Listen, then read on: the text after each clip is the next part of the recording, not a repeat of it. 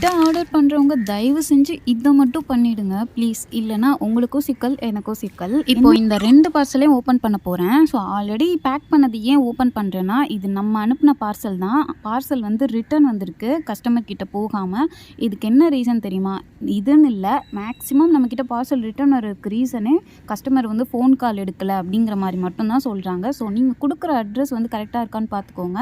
முக்கியமாக phone number பார்த்துக்கோங்க. கொடுக்குற ஃபோன் நம்பர் கரெக்டாக இல்லை அப்படி நீங்கள் அடிக்கடி ஃபோன் எடுக்க முடியாத சுச்சுவேஷனா இன்னொரு அடிஷ்னலாக எந்த நம்பர் வந்துட்டு எடுக்க முடியுமோ அந்த நம்பர் கொடுங்க, உங்கள் வீட்டில் உள்ளவங்க நம்பர்.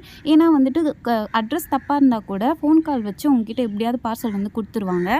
இப்போ இந்த 2 பார்சலில் ஒரு பார்சல் வந்துட்டு கேன்சல் பண்ணிட்டாங்க, ரீஃபண்ட் வாங்கிட்டாங்க. இன்னொரு பார்சல் வந்துட்டு பார்த்தீங்கன்னா திரும்ப ரிட்டர்ன் அனுப்ப சொல்லியிருக்காங்க. இது வந்து ஃபோன் கால் பிரச்சனைனால ஷிப்பிங் சார்ஜ் வந்து நீங்களே தான் கொடுக்குற மாதிரி இருக்கும். ஸோ அது கொஞ்சம் பார்த்துக்கோங்க, எக்ஸ்ட்ரா சார்ஜ் ஆகிற மாதிரி இருக்கும். அதுக்கு தான் சொல்கிறேன். இப்போ இந்த பார்சல் எல்லாம் கரெக்டாக இருக்கான்னு பார்த்துட்டு நீட்டாக பேக் பண்ணி திரும்ப சென்ட் பண்ணிட்டேன் அவங்களுக்கு.